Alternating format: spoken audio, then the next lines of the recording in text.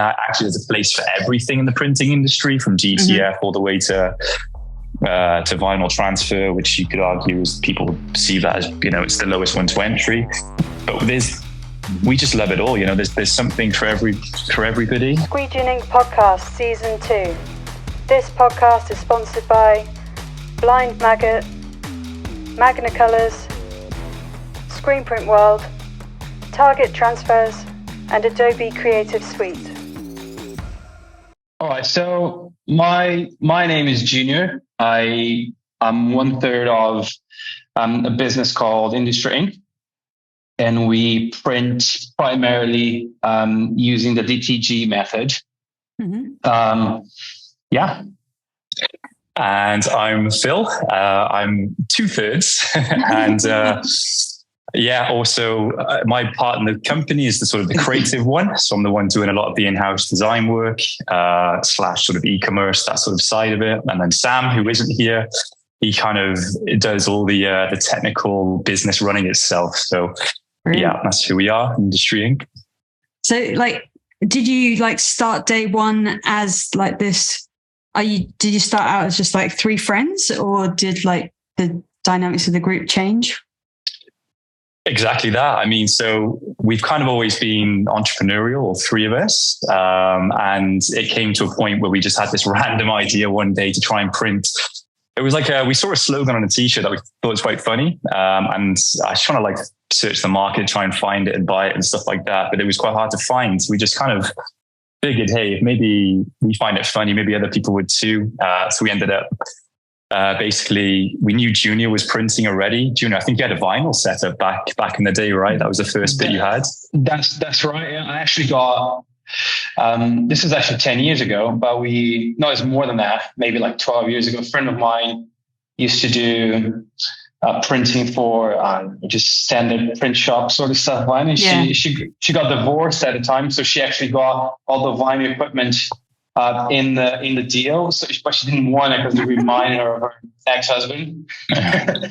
And she's like, "Do you want it? Do you want it? I'll take it." So I was just playing with it at home, selling some stuff to neighbors, and then Phil and Sam. We actually met in church. They got in touch and said, Phil had an idea for a t-shirt. Can you print there? So I printed it for him. And then... Yeah. I really want to know what the slogan was. What was the slogan? Oh, do you know what? We've had some shockers. It was like a dodgy brand kind of rip, to be honest with you. Not our proudest moment, but it did make us a bit of money, and it kind of snowballed us into the printing industry, I guess. So it was a classic, we put it on eBay, kind of left it overnight, and luckily we kind of woke up to a bunch of sales. So we figured, hey, maybe there could be something in this. Should we get some more designs up on initially it was eBay, and kind of just grew the designs from that day, really. And it kind of just, bit by bit snowballed, I guess. Okay, so it's not one that you're super proud of and you framed and you're like, this was the beginning. Well, definitely not. We almost framed a lawsuit later on. But I love doing that type of thing.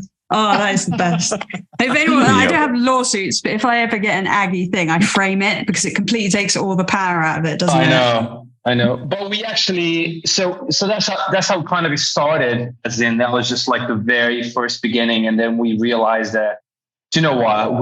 We could do this a bit more seriously. We printed something. We obviously had no idea in terms of how that sort of business worked, where you print something and people were interested in your work. So we did it. We sold it, like Phil said, it kind of snowballed it from selling on eBay.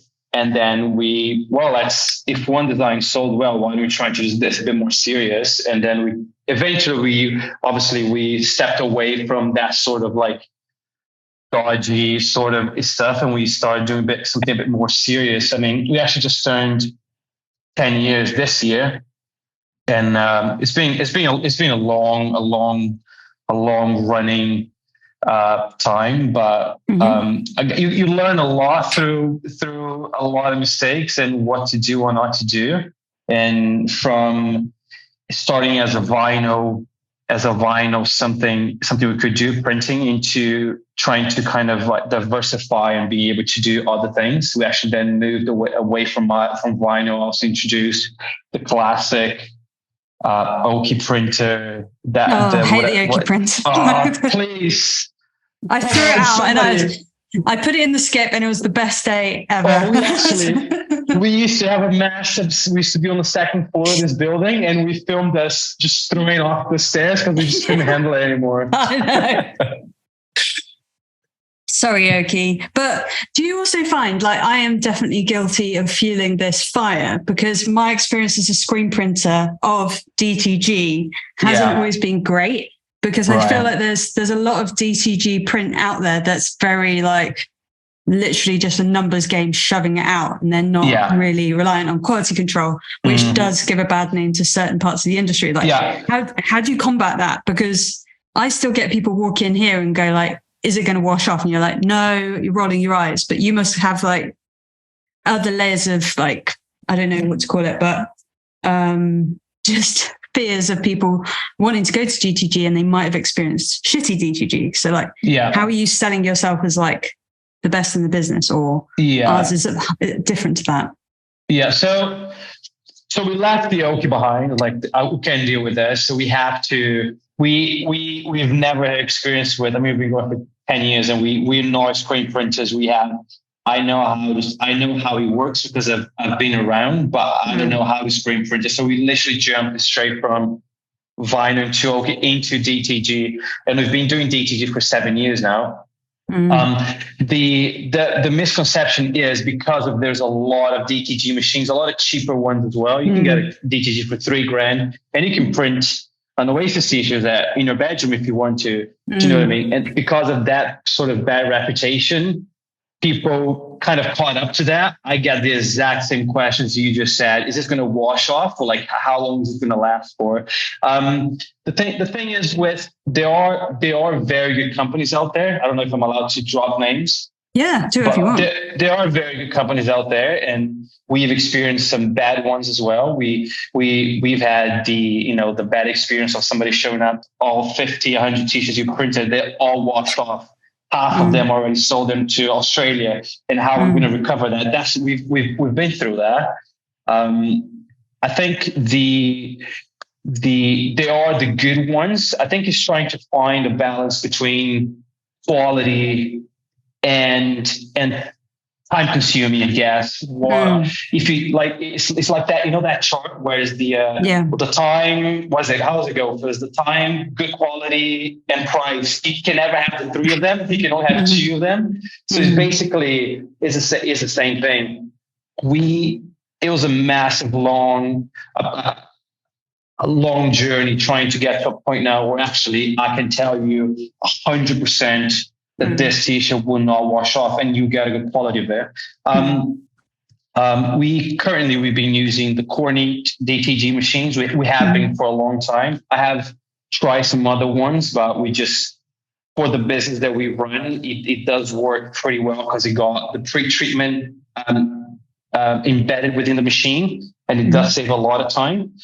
If you want to, you can print out twice as much as if you want and not really be careful what you're printing. Or you actually might want to slow down a bit to be able to get better quality printing, or even with your curing time as well.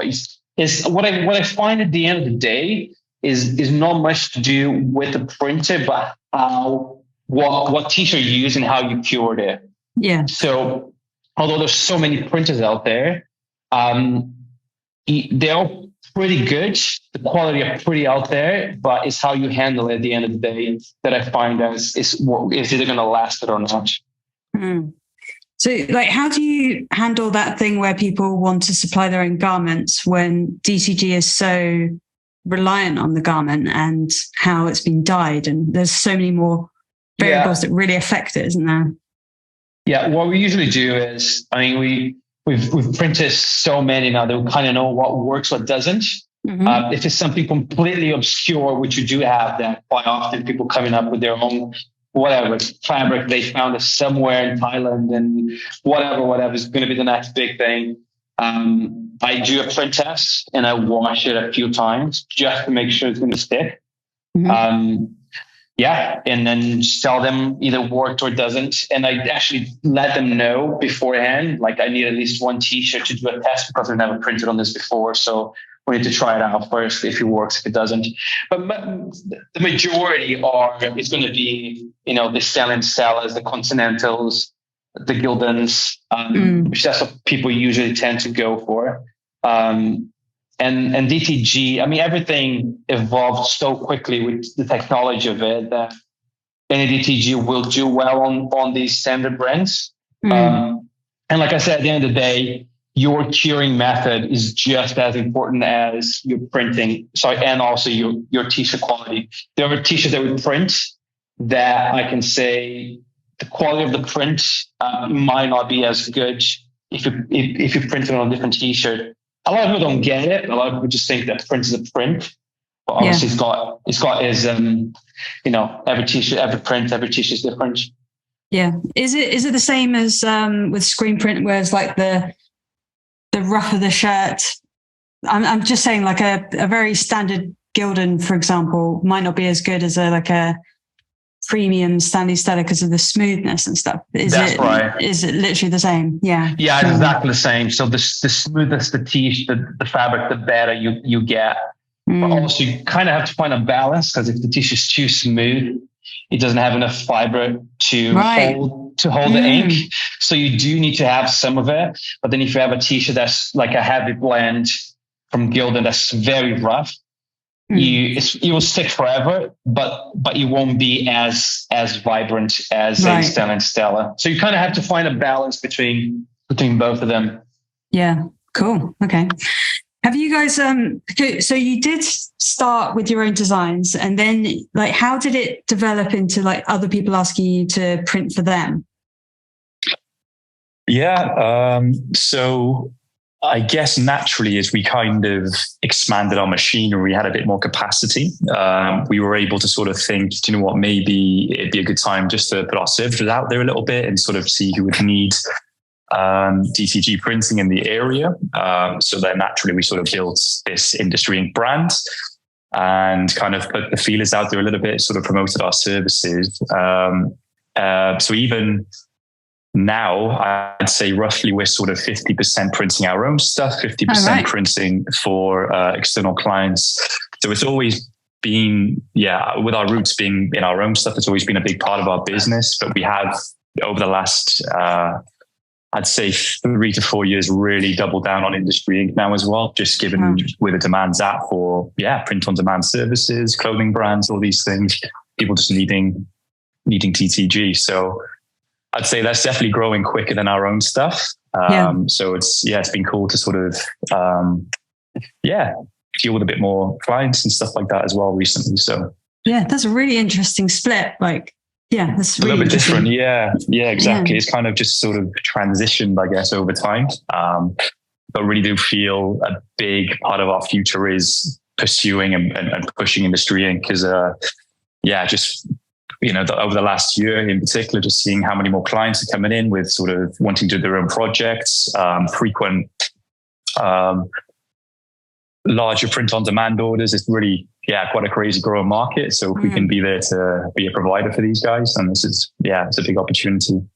Are you seeing that you're having to develop technology so that you can do like lots of varied names and every single print is very slightly customized, or are you seeing like that kind of, are you seeing a trend towards like everyone doing that?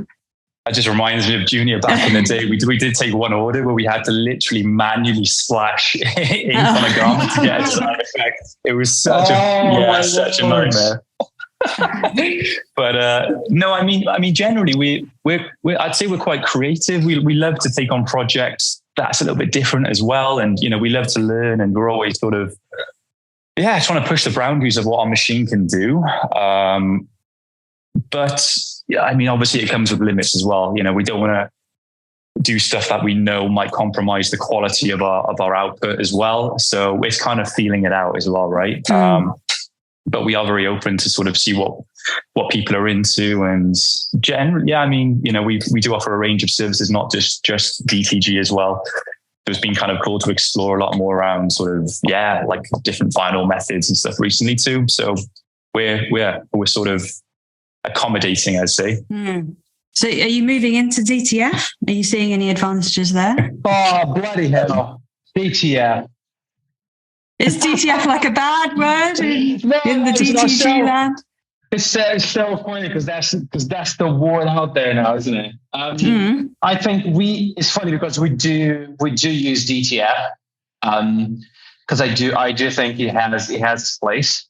I just did a batch for whatever 200 polos, and they particularly asked for DTF because they like the style, and they like there was a small pocket logo. It was a lot of detail.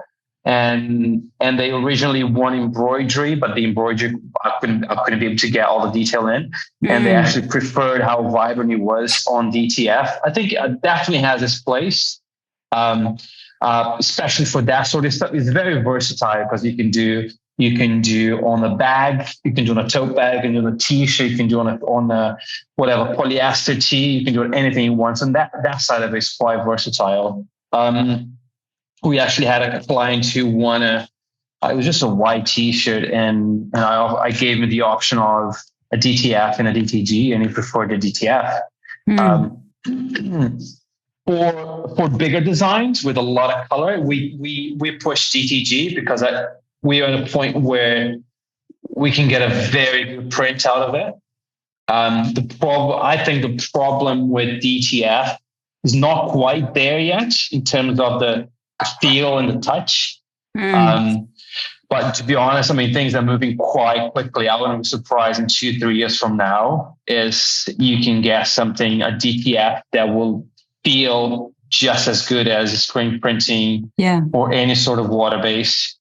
But yeah, it is quite, we don't do DTF in-house. We outsource it. We buy the sheets and then we press them ourselves. It is nice and quick is one of the things we offer too. I don't love it, but it does have its place and it does work. Yeah. Are you basically, I've got absolutely inundated with all the people who bought DTF machines in their studios, and then they're like, shit, I need to sell these to other printers. I don't really go with those. I just go with like the ultra color ones because I've tried both and I've seen like there's misalignment issues with the white and everything like that. So I'm just like sticking to ultra colors. And it's like a hybrid technique. Are you doing that, or you just got someone local that has like nailed it and does DTF by the meter? Or that's exactly what it is. We got a guy next door who does it, and we do. It's the same with embroidery also and screen printing. We kind of in an area just south of Wales, where a lot of printers kind of all around. So we do trade a lot between each other. Is a lot of the business as well. You know, we get on a lot with the screen printing jobs. We send stuff to them, and the same with DTF as well. So the guy down the road, we just buy the sheets off him. And actually turns out with the DTF, if it's obviously it's a smaller design, I can fit 100 in the page. That cost me 10 quid. It cost me 10 quid. It's a no-brainer, right? Then charging £4 for a DTG print. So yeah, it does work. It has its place, but we do love DTG. We do love it, and it works. And yeah, fair enough. I think everyone's kind of like hitting up against it. Like they're like, I'll do it, but not on a huge scale, or I don't know. Yeah, there aren't many adopters who do like full pieces and have mastered it.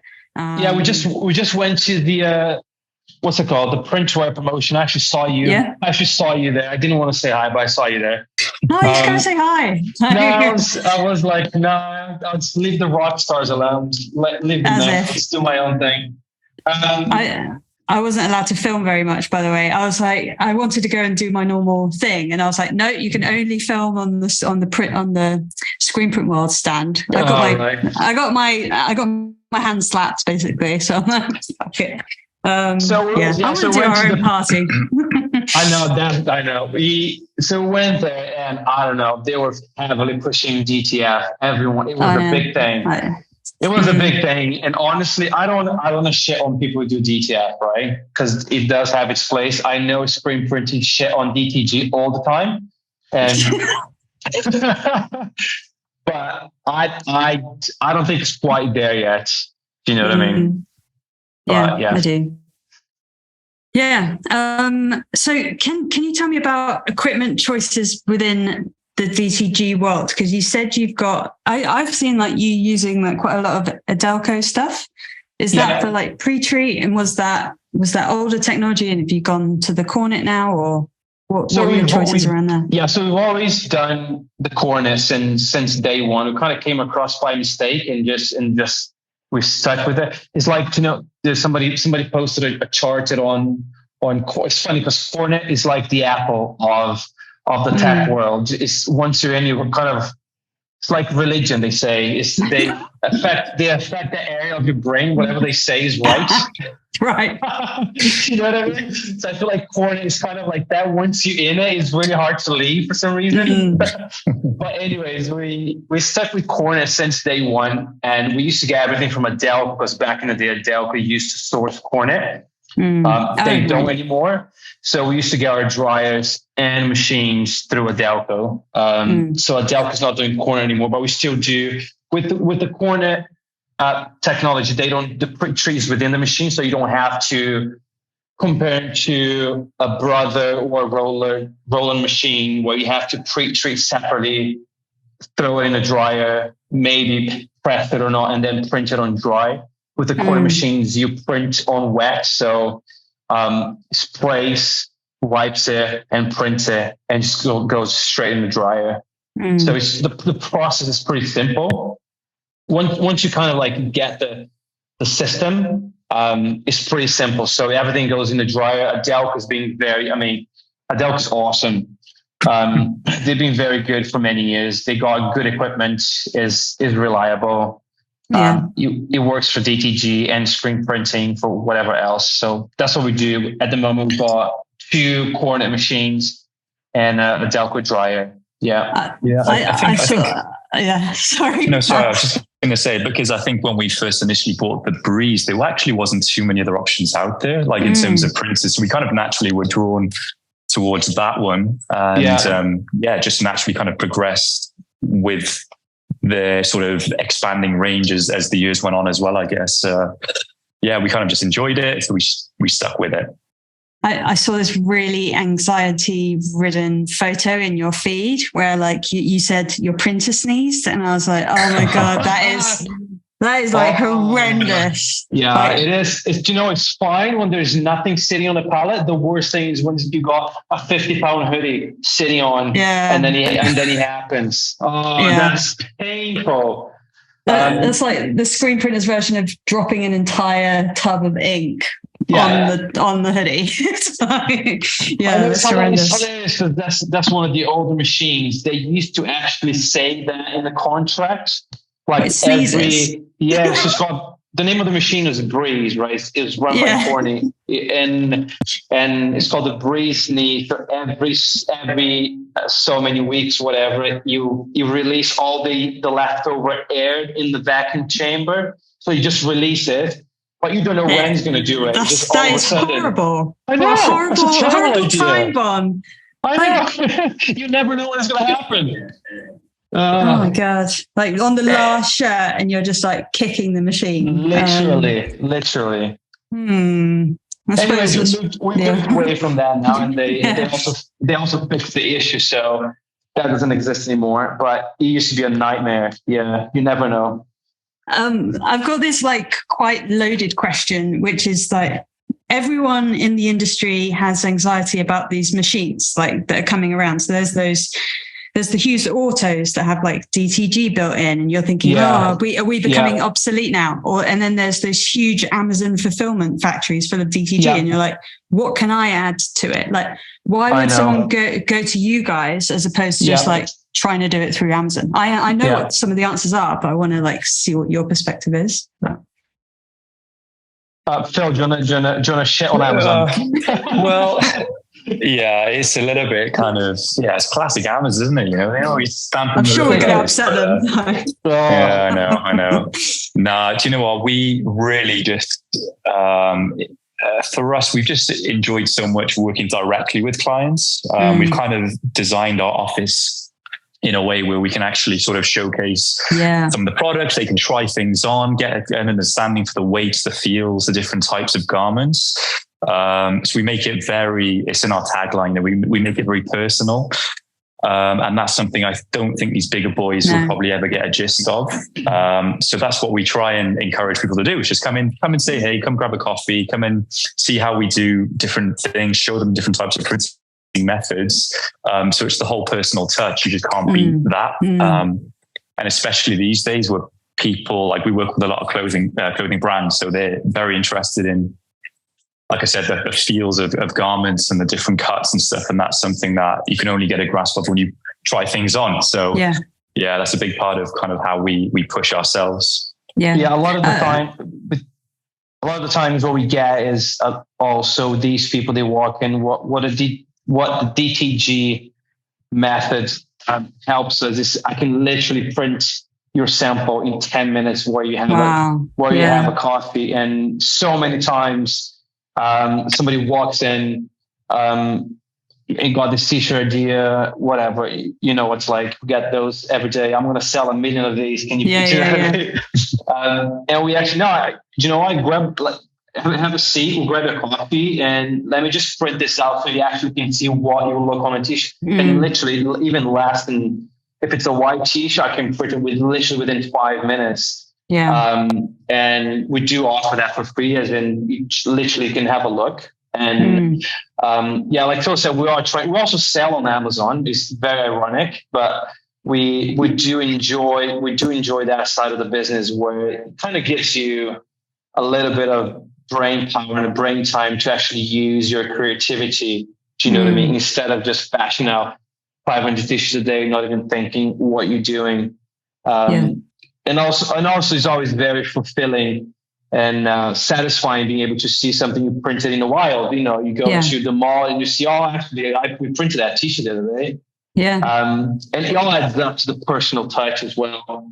And I don't think Amazon will ever beat that. Some people don't care, I guess, and sure. But for the ones that do care, we are here for them. So I suppose you're there as the rebound for like they're like, say it's like netball or basketball. They take the shot at Amazon, then it comes back in their face because it's not quite right, and then you're there to pick it up again and be like, yeah, I know you might have had that experience, but shall we do it properly now? Like, are you ready to take this seriously? And I know. Come in and we'll treat you better. Exactly.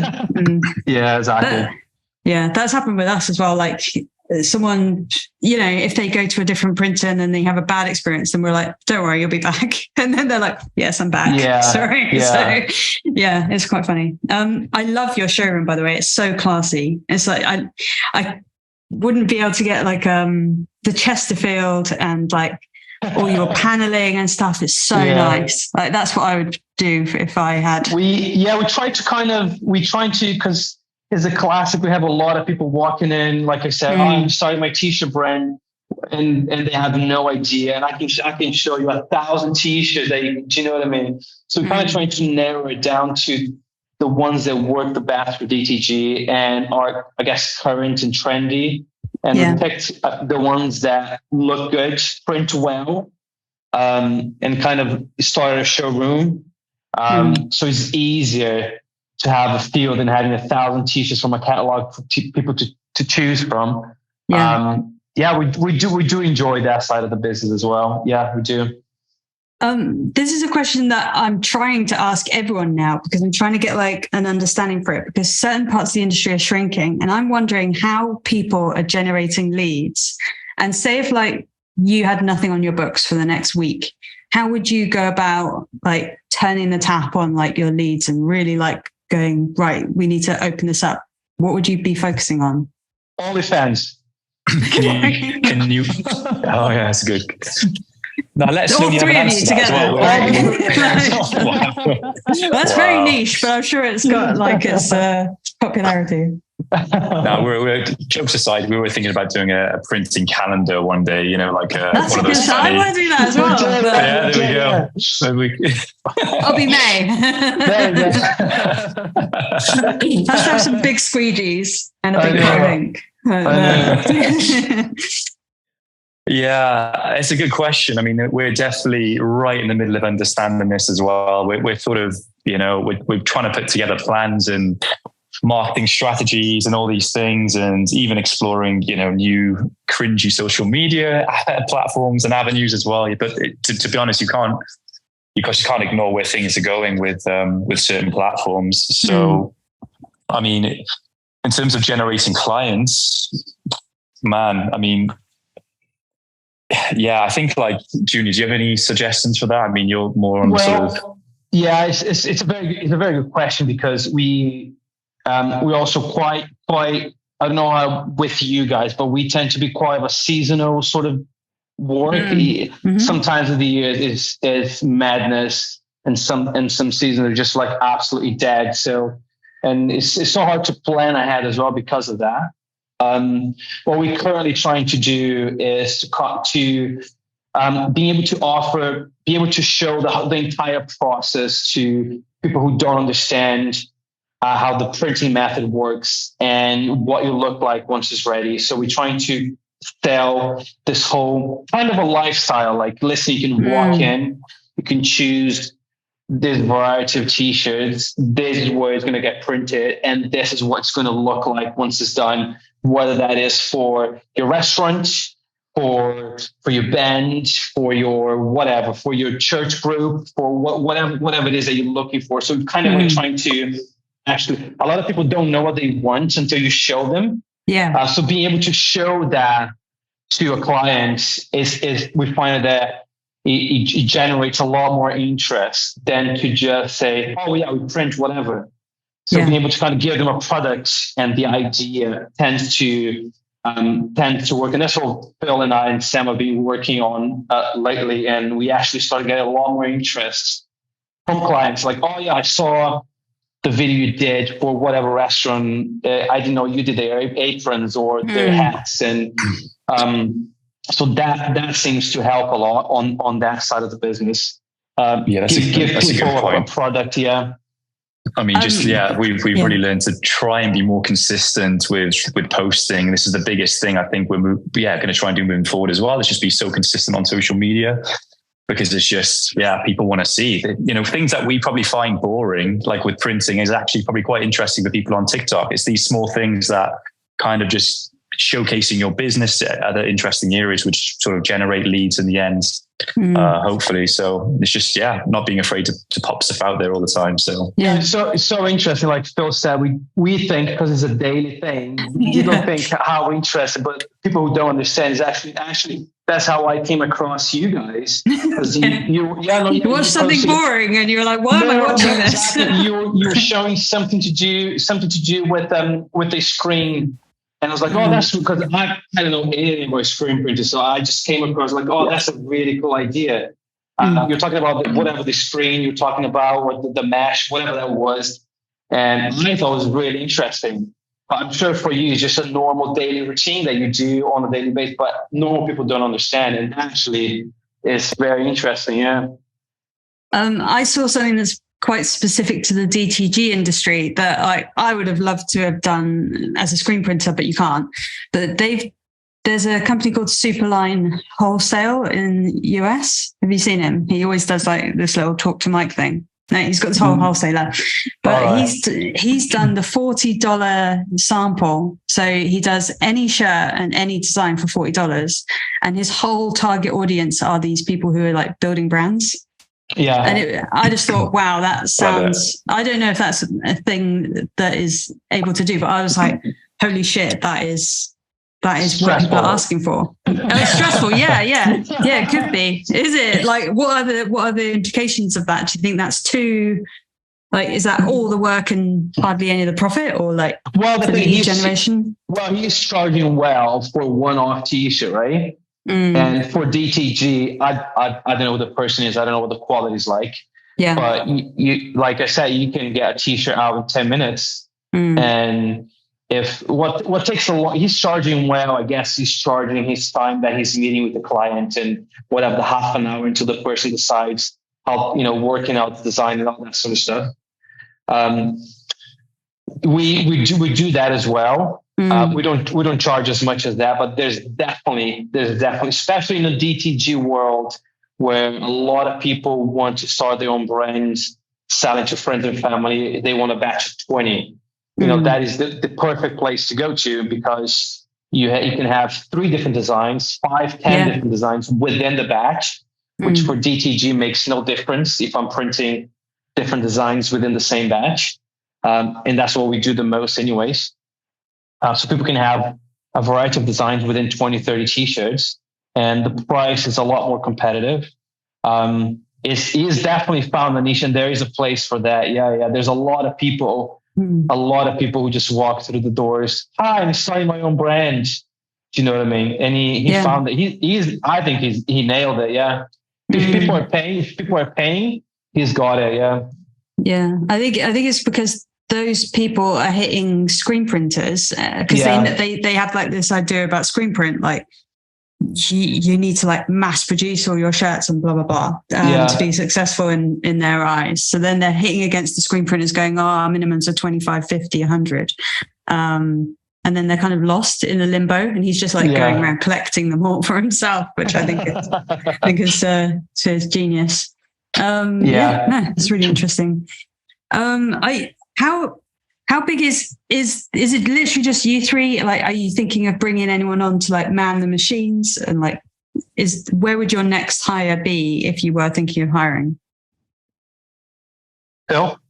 So in the team currently, we work with 2 friends as well who help us out every day. And then over Christmas time, that does go up as well. Like Junior said, being in like a church environment, thankfully we have friends who are always kind of like, needing a bit of part-time work. So we've always got people that can come and help us out when need be. But the biggest thing probably would be just, we're sort of swinging a bit more into learning exactly within marketing. So we're sort of, separating some time with some of our friends to learn a bit more about how to expand out into that and just smash that a bit more. But generally, I guess, Junior, would you say was where we at with printing capacity and stuff? We have enough? Yeah, we do. So in total, it's 5 of us on a daily basis. We have 2 printers that are just currently printing all day, which is enough. Like for each machine, you need 1 operator. And then, like Phil said, over Christmas usually is the busiest time. Then we tend to double that. But it's the machine can only print so many a day. Yeah. It's not like, I guess with screen print, you can print faster if you want to. With the machines, it has its time per print, and that's what it is. So right now we're pretty much at capacity. We're between 400 and 500 a day. And then to upscale then on the DTG side, you need to get another machine, or then increase your shifts, right? And that's what we tend to do over Christmas. We then work through the night. Right. But on DTG side, you just have to buy another machine and have then another operator to use it. What we tend to do, because most of our clients half of our clients are on this sort of every t-shirt is a new design. Yeah. So so half the business is printing, a lot of drop shipping, and for online designers who got their little Etsy shop or their Amazon shop or whatever. So where they would send, emails, whatever, once a week, and I sold 20 of this, 5 of this, 10 of that one. So it's literally every t-shirt that goes through a pallet is a different design. Which that's the beauty of DTG, right? But there's only so much the printer can do. Once you've reached its capacity, that's it. You need to get another machine. Yeah. This is just something that I've never really figured out for myself. But so do you manage other people's shops? So like the order comes in, you see it, you print it, you send it out, or is the designer telling you that they had an order and you send it to their customer? Or like how much of that are you taking on? So we do a bit of both. We don't actually have a system incorporated within. We could if we wanted to. We haven't actually explored that side of it yet. We're not 100% sure how some other DTG printers do, where it can literally go through the system. You scan the T-shirt and then you scan on the printer, it prints out. There's a whole streamline for it. So some shops we do just every morning, we just log into the back end of the website, get what they sold and print them. And some those are the most established brands we tend to work with that we know they're selling. And if it's someone who is kind of a new client and we're still kind of a way to sort of build that trust in terms of sales, we just go on a weekly basis, send me an email every week. And that's what people tend to do a lot. A lot of people do as well. Instead of doing the drop shipping system, what they do the pre-sales on the website or Instagram, which I find is actually pretty impressive how it works and how easy it is. So bands, for example, who are about to release their first batch of merch and they have no idea how many they're going to sell. They do pre-sales on the website. And they like come up with a deadline, and then they will email us saying sold 50, 10 small, 10 medium, 30 large, whatever. And we just print those, and obviously they don't end up with loads of stock. So we got those clients as well. How does it work pricing wise? Because a lot of screen printers have 100 shirts, this is the price per print, and then if you go over 100, then we'll renegotiate the price. But if people are doing pre-sales, I'm assuming you're saying this is the set price per print, or does it matter if they're ordering, if their pre-sale goes like crazy and they do 500, are you lowering the price for them and renegotiating it, or is it set? No, we just give them a price list from 1 to 10. You've got its bracket 20 to 30, 40, 50, 100 to 200. Okay. And they know. So what happens is they tend to push it, because obviously the more they sell, the cheaper you get, right? Yeah. Usually is between the 30s and 40s, like the first batch. And we'll just give them, so you tell me how many sold and I'll give you the price, or they got the price list so they can see how much it's going to cost. Usually if it's something crazy, we tend to send to screen printing, because obviously if you order 1,000 T-shirts, DTG is not going to be the cheapest. Do you know what I mean? Yeah. So that's when the screen printing comes in hand. Okay. So do you prep the customer for that? And you're going like, look, I want to take it on, but if you do hit over 500, screen print is going to be slightly different and it's going to look like this now. Do you say it's going to look different, or? Because surely there's loads of there's a lot. We do tell them, and maybe we don't go into so much detail in terms of you might have to reduce the number of colors of the design, but we do.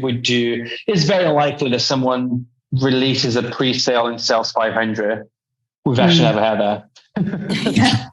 Do you know what I mean? Yeah, you have to be credible. Yeah. But we do tell people if you sell loads, you might have to go through the screen printing route, because it'll be cheaper. And if you sell 10,000, let's move to China. Yeah. Jesus. Yeah. That could be true. Yeah, I understand that. Like, start doing your own cut and sew or something. How do you find having these walk-in customers? Because I understand that you can just walk away from a DTG machine a little bit easier than like we can on press, and we had to kind of push them away because they were very, very disruptive for us. But are you always going to be welcoming them in because there isn't really a part in the DTG process that you can't walk away from, or am I wrong about that? Like, you can walk away. Yeah, it's fine. Sometimes you do get the guy who walks in literally at the wrong time, and you're like, come on, can I just have my food now? Or right in the middle of something, a breeze sneeze. You know what I mean? Like, wow, why did you come in right now? But yeah, like it gives it because this at the end of the day is you put a t-shirt on. It's not as simple as it is. Okay, I'm going to make it very simple. You put a t-shirt on and press a button. Is basically that's what it is. So you do have it. But we do have a good rotation of people that we swap. You know, something comes up, can you jump on here for a minute? So it's not as hands-on as screen printing. It's super stressful when people do that, and you can I literally can eyeball them coming to the door, and I'm like, I'm not. They can see me. They can see me, but I'm like blocking them out. I know. This is like a question that I ask everyone as well. Do you have an each of you probably had different ones, but do you have an unpopular opinion in the industry that you hear a lot, but you disagree with? I mean, honestly, I'd say we're all generally pretty chilled in our perspectives in the printing industry. Points we were saying earlier about sort of collaboration between different types of printing businesses, specifically within Cardiff. You know, we're basically, you know, we really enjoy that sort of that time to sort of, you know, when a job comes in, just thinking actually what would be good for this, what would be the best kind of printing method these guys would like. So, you know, maybe our opinion that actually there's a place for everything in the printing industry, from DTF all the way to vinyl transfer, which you could argue is people perceive that as, you know, it's the lowest one to entry. But we just love it all. You know, there's something for everybody, and it just gets you kind of thinking actually what would be the best method for the job.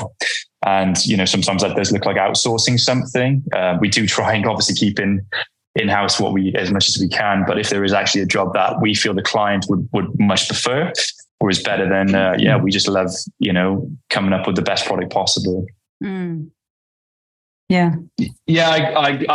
honestly, I think is I do love. I mean, mine would be probably the same. Do you know what I mean? I don't think there is a one is better than the other in terms of printing method. It's literally apples and oranges. It's just we've done stuff that looks better in vinyl, in flock vinyl, whatever, than screen printing, or a screen printing job that looked way better than something else. So it's just kind of like it's what the client wants at the end of the day. Do you know what I mean? It's about style. If you like something, why not? I literally just walked into H&M the other day, and half the t-shirts were DTF. I almost lost it. But do you know what? It looked good. I can't complain. It looked great. So I actually find it weird when people say no. It's just this is the best way, and this is what it is. Or even within the DTG world now, there's the best machine is this one. Not really. At the end of the day, it depends on your design work, on your t-shirt that you're using, on your curing method. So there's a bunch of variables. So yeah, I mean, is any sort of printing method works as long as you can do whatever you want. Everything looks good if you want to make it look good. Yeah. Because you still see it as a craft that you've had to hone so that you can actually put out a superior product than someone with the same machine, because you know how to work it differently? Or do you think two people standing in front of two cornets would produce very similar things? Or no, I think honestly we do have Phil, the three of us, we're actually pretty good at looking something and saying, I don't want to say we know what looks good, but look at something and say, yeah, that looks pretty good. It will look better if you did this way or that way. That's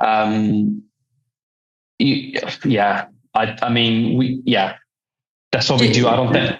Yeah, we're getting this influx of designs printed on. It's just gone out of my head, but you know, like printed on, like designed on iPads. Yeah, and they're like, I can't even remember Procreate. Are you getting things designed on Yes, Canva and Procreate. They stress me out because you're like, I know you haven't exported this well, or you've designed it like on an artboard that's this big. What like struggles are like, if someone sends you that artwork, I'm going to tell you. Phil's going to tell you a secret right now. Yeah. About that sort of stuff. Go on, Phil. It's not really a secret. I mean, it's, when things, obviously, when you're dealing with a really crappy resolution image and stuff, I mean, there's definitely AI softwares out there now that you can enhance things, and it's just being aware of what you can do to prep art as best you can. It is frustrating. Don't get me wrong, when you have to sort of go back and tweak and change and stuff, but yeah, it's just being efficient with it, isn't it? So you are using those upscaling AI tools? Yeah, 100%. Yeah. Now we are. Yeah. Are there any that you could recommend to other people that are like really efficient, like really good? We haven't. Yeah. I mean, the first one that I actually stumbled across, I think it was called Remini.ai or something like that. It was one of the first upscalers I found in Google. It seems to have done the job pretty well so far. But I'm sure there's a handful now, isn't there? So. Yeah. That does wind me up though. Like people think it's like a click, and now, like for years, I've been going, it's not a click, it's horrendous. You have to redraw it, and now there is like this button that people who know nothing about design can go and use. With the DTG it feels like it does require a bit more of attention on that side of it because I can only print as good as your design. I'm sure there are a bit more variables, maybe Screenprint, because you can vectorize and all of that. But with DTG is literally, if you got a crap design, I can only print as good as that. Yeah. I mean, like Phil said, with AI now we can make things look better. But if your design is bad, I'm sorry, my printer it's not. Yeah. It's not. It doesn't make magic. It's just, it is what it is. And it's kind of frustrating from from our side, because every job we want to get out the door, we want it to be the best job, right?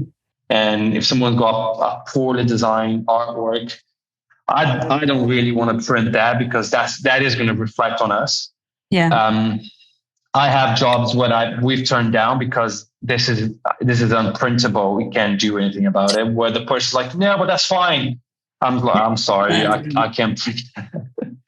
Someone's going to ask you where you got it from. Yeah. Yeah, until somebody asks you where. Yeah, exactly. But Canva, it's Canva, isn't it? It's called. We do have a lot of them. They show you the phone. See, this is the artwork. Can you print this? But I want to like A3 plus.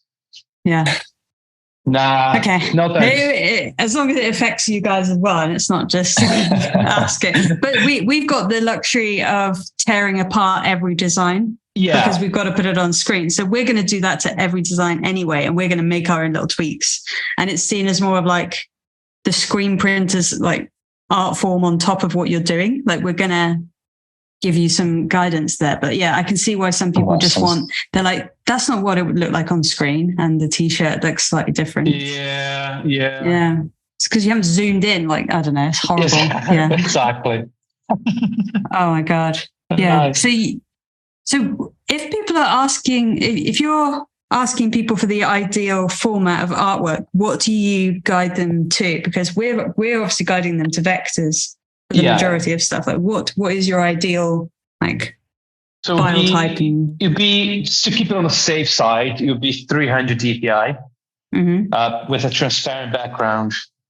I usually keep it like that, but if I see the design, if I see that they want to make something pop and want to be something massive, then I say to size, please. So the size that you see on the screen, it has to be the size that you're going to see on the t-shirt, right? So 300 dpi, transparent background. The other thing is, we haven't mentioned, is CMYK, because DTG only prints CMYK. Some printers got some extra ink. So for example, the system that we use is CMYK plus red and green, which adds a bit more vibrancy to some colors. But most DTG printers are only CMYK. So you don't get, in that case, you don't get some of the neons and all that stuff. Things tend to get a little bit on the dull side. But because we got CMYK plus green and red, we can very closely match the RGB. But I do tell people, throw it in CMYK, so at least you have an idea what it will look like. And that's pretty much how much I can replicate. So yeah, CMYK as well. Yeah. So do you guide people to have like PNG files, or like what happens if? Yeah. PNG, PNG is the way forward. Some of them I'll get in as a PDF. That's fine. But I'll go for PNG. No Word files, no Excel sheets. Oh my God. You get that as well. Yeah, I know. JPEGs I understand because they've seen it all over the internet as like the master, like kind of print file for photographs or something. But yeah, getting something on InDesign. Who taught people to design with InDesign? They need to be taken out in front of all the printers and just like and I always ask shit thrown at them. I know. I always ask transparent background because some designers obviously you can tell what's part of the design and what's not. Yeah. So I say please send with transparent background so I know what your design looks like. Or sometimes you get something up, you can't just like assume that that's a background. That's not a background. So background has to be essential. Yeah. We do end up, especially Phil ends up doing a lot of tweaking on designs and stuff because they just delete the background with the magic, what's it called, the magic wand, and it's already done. So we have to do that. You got the floaties around, like all the little white dots and stuff. Yeah, exactly. There's been a lot of development with like platens and things. Like, are you seeing that you're able to offer loads more like placements than usual, or like what kind of limitations have you got with like print locations and things? We, as long as the flat-ish, it used to be have to be flat only, right? Flat surface. We don't do over the seam or in pockets, but we can now. You just have to use a little bit of brain power to do it. The palettes are kind of set palettes. You can just make one of your own accordingly to the printing size you're going to do. You can pretty much print on anything. Sometimes you have to like add stuff onto it. For example, 5 years ago, you couldn't print on a pocket. You have to come up with some sort of way you could DTG on top of a pocket where you get the same, let's say the pocket is a little bit higher, where you get the same quality on the pocket that you get on the lower surface. Now, the machines we got, for example, it does have a setting where it will match that. So it knows that part of the design is higher than the other. So we will match the quality, which so back in the day. Do you raise the print head, or what do you do then? So that's what it is. So the print head will be at the highest point, and then it knows that at the lower point you have to change the DTG is a bunch of million of tiny jets, right? And so halfway through it will know that the bottom part's further away. So basically you spray them faster. So you get the points closer instead of getting like a blur image at the lower part and a very sharp image at the top. So it knows that, and then it will print evenly. It's not as versatile as sublimation, where you can just print whatever you want on top of a t-shirt. But you can do a lot of stuff. We tend to not, but when somebody wants, I don't know, a denim jacket, I want a t-shirt, I want to design inside the denim, on the collar, inside the sleeve, random stuff. God. Then obviously we charge for that because it would take much longer time than just tucking a t-shirt on and pressing a button, right? But it's pretty out there in terms of what you can do. Maybe not. The only thing that's limited is the size of the print, right? With the biggest you can go within the DTG business right now is 40 by 50. So it's a little bit above the A3. That is it. There's no other DTG machine in the world that will do anything bigger than that. Can you not like print it and then, like, for example, on here, I've screen printed the whole back and then I've gone in and reprinted it? No, you can't redo it. Once it's printed, it's printed. because it's wet. So you print it, you have to cure it, but then you'll never match it. You'll never match it because your design goes into the dryer. You might shrink a little bit because it goes into the dryer. So the thread get very tight. So that if you put that same design on top, you will never match it. It will take a million years for you to match it. You just can't do it. So it has to be locations like with lasers or anything like that. It's like literally the material has closed up and it's like not taking any more ink. You can do different panels. You can do a front and a back. We'll print at the top and then bring it back and print at the bottom. But within the same image, you will never be able to match it. So DTG is limited on that. With the bigger size is 40 by 50. I mean, there are the machines that print on fabric, but then they do rolls of fabric on DTG. But for garment, they're already stitched up together. 40 by 50 is the biggest you can go. Right. I know screen printing, you can go pretty big if you want to, can you? Yeah.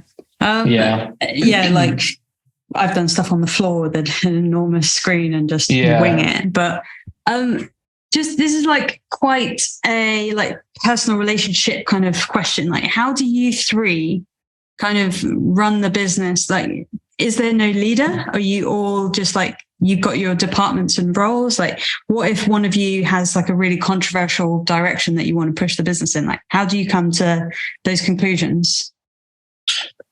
Basically none of us know what we're doing really. So do you do like rock, paper, scissors and it's just like that is the situation?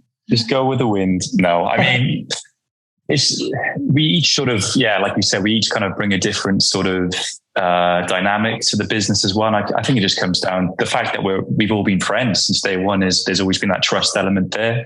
If one of us has a strong conviction, maybe to try something out in some way or whatever we did, we'd always sort of, discuss it and just sort of see if we feel it's the right way. But it's actually kind of, amazing how it just, naturally sort of began, with each of us having a different sort of skill set we could contribute to the business. So it's always kind of just worked. It's always been, like a 3-threaded sort of business. So that's really cool. We have done things in the past that didn't work, but you just learned, you know what I mean? We like Phil said, we are pretty good at, we do kind of have allocations within the business. So I'm kind of the head of the productions and the operations side of it. Phil he takes care of all the creative side of it and design work and social media and the marketplace, that sort of stuff. And Sam, he does more of the admin side of it and the business side of the business. So they're quite distinct areas within the business. So there isn't much of and we, like Phil said, we do trust each other. I am going to trust Phil when it comes to a creative work or something, a new design. And I will trust Sam because he clearly knows more than I do about Excel sheets. Do you know what I mean? So we do trust each other within our businesses, within our area of the business. It actually does work well, and it doesn't overlap in terms of if somebody has an idea for something, we're pretty open to discuss. I do ask myself that question quite often. That I'm actually surprised that it's gone this long with 3 different people in charge, because that sort of stuff tends to lead vastly in a different way. And we actually stuck together, and I actually depend on Phil and on Sam, and so the other way around. It does work. Like on paper it shouldn't probably, like exactly, there's like too many heads and I agree. But are you making long-term plans together? Have you got targets and forecasts and things like that, or are you having like meetings every so often, like physical meetings? Want to move to the beach and just print from the beach. That's it. Well, you probably could soon. Probably have like a little robot loading the top, and then exactly AI's doing the artwork anyway, and then you're all just on laptops. I know.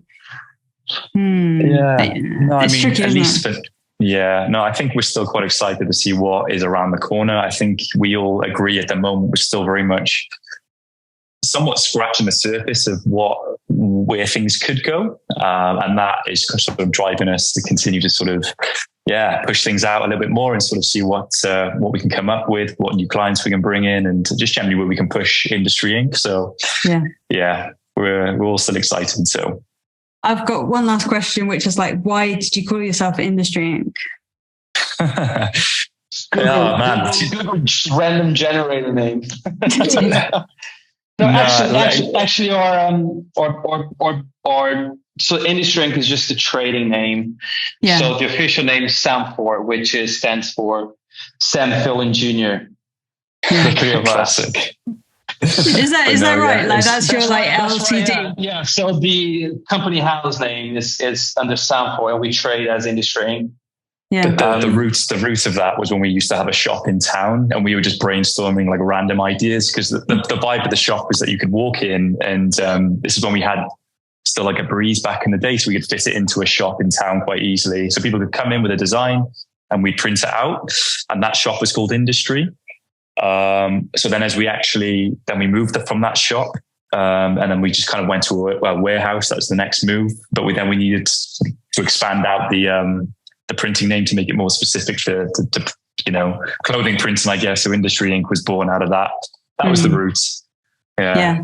You must have had loads of people come in with dodgy shit when you had a high street location, because I've had stag do's where they've had the most disgusting photo that they've ever had of themselves. Yeah. And they're like, can you put this on? And I'm like, I actually did one stag do. I did it on direct to vinyl, like on my BN20, my like sticker printer. And I was like, this is abysmal. This will not last the weekend. And don't tell anyone you got it from me. But here you go. But like, those are the moments where you start to question your life decisions, right? How did you end up here? The amount of AC/DC t-shirts or Pink Floyd t-shirts we end up printing, or because we're right in the center of town and there's whatever's at the time, I don't know, Taylor Swift was in town. People would just pop in. Can you get me Taylor Swift shirt? Not really, but sure. Well, like where does the line go there? You're like, well, just don't tell anyone you got it from me, or like, what do you say to them? Yeah, well, that's what we did. Don't tell anyone. I mean, now to a limit. It wasn't. No. Yeah. We definitely. We've had to learn like right at the beginning, we were talking about this stuff, but we've had to learn kind of how to filter out this stuff, and, it's just not worth the risk, honestly, for us, especially trying to push our own company, Industry Inc. and stuff. We've had to draw the line a lot. But back in the day, we were just a bit more, figuring these things out as well. So there's some nasty ones, like proper vulgar that, exactly. I don't even want to say it. But some of the stuff that people ask, and that's when we're like Phil said, let's take this a different direction now. Yeah, I've genuinely had people ask me for like homophobic shirts, and I'm like, do you see how gay I am? And then they get really embarrassed, and then they're like, oh, I didn't mean that. I thought it'd be funny down the pub. And I'm like, yeah, just go down the road, mate. I'm not somewhere else. Oh my god. There are people in town who will do like racist, like edging on racist or the homophobic stuff, and I'm like, then they do like really, just really bad shirts, and I'm like, I'm not touching that, because I've learned that this is a very small town, so anything gets back to you. Like you can't put a foot wrong anymore. So it's tricky. So would you be open to other screen printers using you as the DTG guy, like for those types of jobs? Is that something you want? Do you want more screen printers directing work over to you? Yeah, of course. I mean, we do have within South Wales, we do have a few screen printers that they send stuff to us on a regular basis. Like we said before, there is a place for everything, right? And actually, that was an idea that we didn't even think of until a few screen printers approached us and said, I got all these batches of 20, 30s. Do you want to take them? Because I don't really want to print them. It's 8 colors. It's only 20 t-shirts. It's a hassle. and we're like, no, we take them. And so yeah, we take them, and we work on trade prices, on that sort of stuff, and it does actually really work. And what I personally like to work with screen printers is when you get the artwork is literally ready for printing, and I don't have to deal with the client. So because it's the design being sent from a person who understands how it works and is literally putting it on the press and pressing a button because the design is ready. So I do enjoy getting work from screen printers because it works, and because they're in the industry already, they understand turnaround times, they understand washability, they understand the curing method. So all of that just makes it much easier. So yeah, we do welcome them all. Okay. Are there any limitations that you like that people think that you can do, but you can't? You like educate them on. So I know about the file types and about the transparency, and you probably want it supplied to size. Are there any other things that like people try and like squeeze in, and you're like, I can't do that. This is DTG, not screen print. There are a couple garments like that DTG just won't sit or won't print. So DTG to start with has to be a minimum of 70% cotton, right? So that your garment has to have cotton in it to be able to adhere to the ink, and also has to have balance of fiber and the smoothness of the t-shirt. So we can, for example, really print on the brushed felt on the inside of hoodies. Some hoodies you can't print on that because it's too fibrous. You know what I mean? We could print on the terry version of garments, on the terry hoodies. Really? But we couldn't print on a brushed hoodie. So a lot of people ask for the nape print or the inside print. That's literally impossible. So that in that case, we tend to go for the DTF or the screen printing sheets. No polyester either. There are DTG machines now that print on polyester. Really? They're very, very expensive. But they do. It's actually a brand new technology. They only released about 2 years ago. Still got a bit of a learning curve. It's not quite there yet, but it does well. It prints as quick on polyester, but it's because it's to do with the ink and the fixation. But mostly DTG won't print on anything that has less than 70% cotton. So cotton, and it has to have a flat surface. So we can't really print. Oh, hats, I guess, that we won't print on hats. So that would have to be any other process apart from DTG. Anything that, I don't know, that's weird. So keep your cozies and but you probably can do cozies, I don't know. But so what is, if someone's walking in and they don't have any preconceptions about like the garments at all, and you can guide them, you can really easily steer them to any garment. What like specific shirt do you want them to go for that has like good margins, is easy to print, will look awesome, will photograph well, all those types of things? Do you have a go-to? Phil, got some of your favorites. Phil is the model in the business. Anything he tries on, will sell. That's another job role added to my job there. I don't know. I mean, I think a popular, just most recently, I guess over the last couple of months, a really popular tee has been the freestyler. We've had a lot of people come in and go for that because it's quite a slightly oversized, a vintagey kind of feel. You know the tee, right? Yeah. Prints really quite well too. What else have we? We have done a lot. Do you remember the Root Porter stuff? Root Porter. I don't know that. Yeah, they've run. They've merged into a company called WATC. They're from. They're from Portugal. We're having quite a lot of inquiries on them because the blankets are very good and they print very, very well on DTG. Basically, they're manufactured in Portugal. That they also offer DTG and screen printing. And we do have a lot of people asking for them. So we do have some of them in the showroom where we can try them on, and people do do love them. I mean, like Phil said, the freestylers are the go-to at the moment. Yeah. I keep smirking because M keeps calling the freestyler the freelancer, and she can't get it out of her head. And I'm like, it's not the freelancer. She's like, yeah. So I've got like 50 freelancers. I'm like, oh my God, it's like a complete, but she just can't get it out. So yeah, that's really funny. I love that shirt. Yeah. That's a great suit. I wonder, do they do it in natural raw? Because that is definitely going to be my next. Yeah, they do. I'm just literally doing a batch right now of the natural raw. Yeah, that's going to be my next shirt. Yeah, no, they're good. I mean, selling Stella, they're doing well. There's actually, because we've been working with the Cornet machines, there is an engineer from Cornet that actually left Cornet, now works for selling Stella.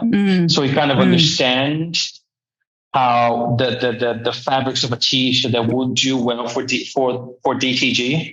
So selling Stella, they get it right. They get it right on that side of the DTG. Everything basically right now that they're making is very easy and accessible for DTG. So that's the go-to. Freestylers are the go-to right now, and the WATC as well. Do you mean freelancers? Freelancers, yeah, of course. That is something that a lot of people don't understand about Stanley Stella, is that they actually have information sheets about every single garment because they have tested it in-house on all the different decoration techniques.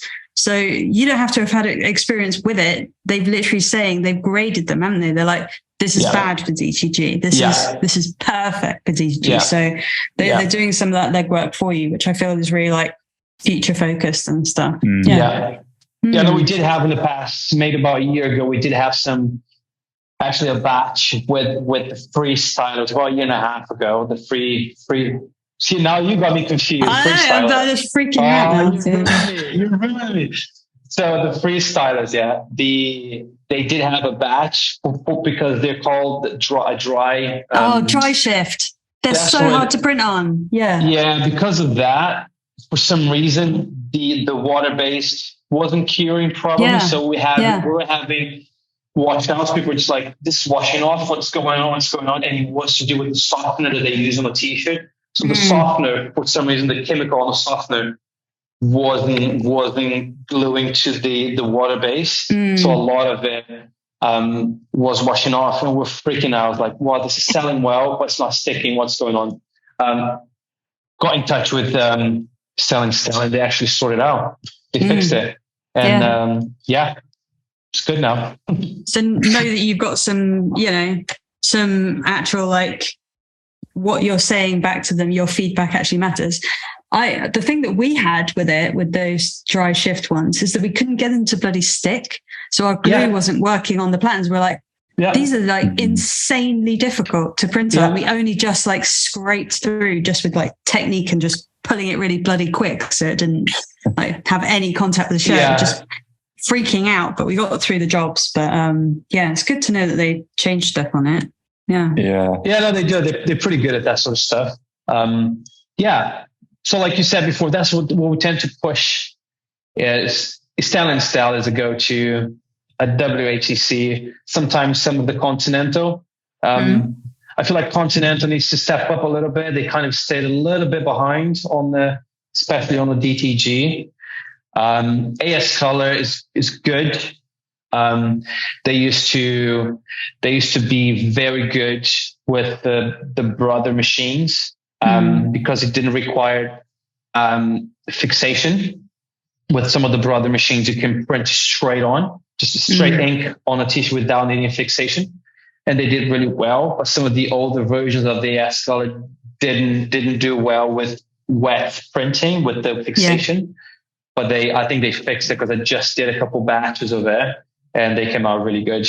So AS Color is always a good one. That is something weird that I saw that I have no idea about when I was around Printwear Information. They were like selling, some of the manufacturers were selling shirts that didn't need pre-treat. Are they kind of like a gross thing, or would you adopt those, or are they just less quality and they're weird, or like is that something that you look out for, like these garments that you don't have to pre-treat anymore? Yeah, so they do. I mean, the ideal printer would be that you could print without pretreatment, because it's just another thing that's adding up to the t-shirts. Fixation is some of them are quite chemical, right? But right now there isn't. I mean, right now the ones that print without pretreatment, the quality is not quite there yet. It gets a bit dull because you need that extra, silkiness of the fixation to react with the ink to give a good vibrant print, right?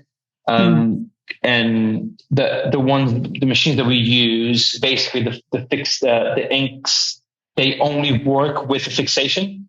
Like if I just print without fixation, you just won't stick. You need the fixation.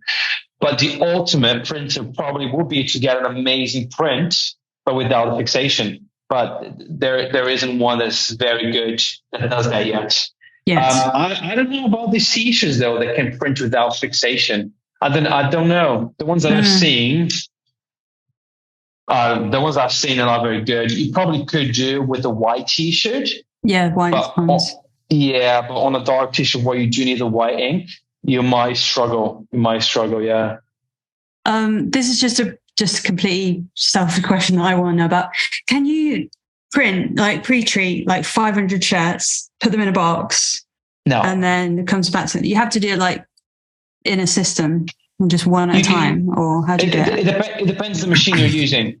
So if you got a Brother GTX and they release now a Brother GTX Pro, where it requires pre-treatment separate, you pre-treat them and then you can send them through a dryer and leave them for 2-3 days. You can, yeah. Right. You don't want to leave them for too long, but you can leave up to 2 to 3 days. You can, and then print them. You can.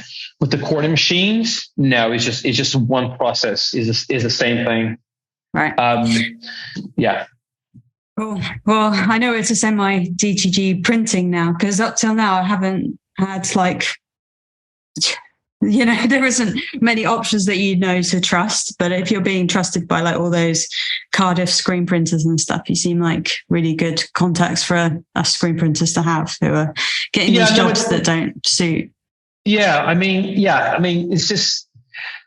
I mean, nowadays, like Phil said earlier on, technology is moving so fast. And honestly, as much as I don't like DTF, I wouldn't be impressed. DTF in 2-3 years, like I said, would be the go-to because it's easy and anyone can do it.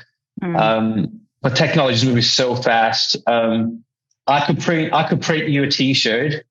We both can print the same T-shirt, and a normal person wouldn't be able to tell which one's which. So you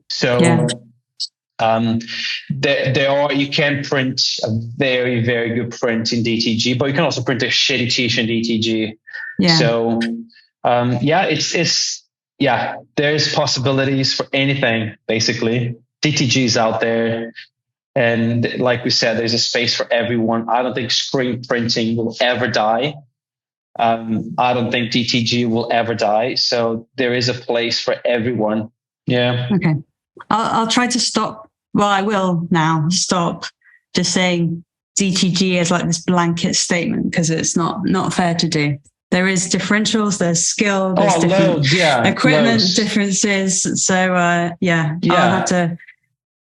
Yeah, hopefully we've changed some screen printers' minds instead of these blanket statements that we throw around. Yeah, of course. Thank you so much for your time today, guys. I really appreciate it. Are you just going straight back into the factory? Have you got all your orders to do now? Or? We do. Yeah, I've got a couple of stuff to do. I'm going to go back in, do some emails. Actually, I got some inquiries I got to deal with. Fun stuff. Yeah, you all just have to look busy then. So you can't let the other two see you like having any downtime. You're like, oh no, I really have got to print this shirt. Like, some research. Yeah, it's really, really hard. My job is really hard, guys. Yeah, that's really funny. Awesome. Thank you so much. Awesome. Thank you. Thanks. See ya. Okay. Catch you soon. Bye. Thanks. Cheers. Bye.